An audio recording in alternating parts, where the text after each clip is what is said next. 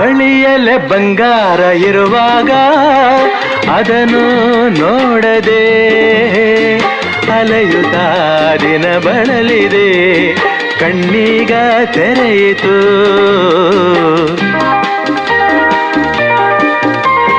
ಬಯಸಿದ ಸೌಭಾಗ್ಯ ಕೈ ಸೇರಿ ಹರುಷ ಮೂಡಿತು, ಒಲವಿನ ಲತೆ ಚಿಗುರಿತು, ಕನಸಿನ್ನು ಮುಗಿಯಿತು.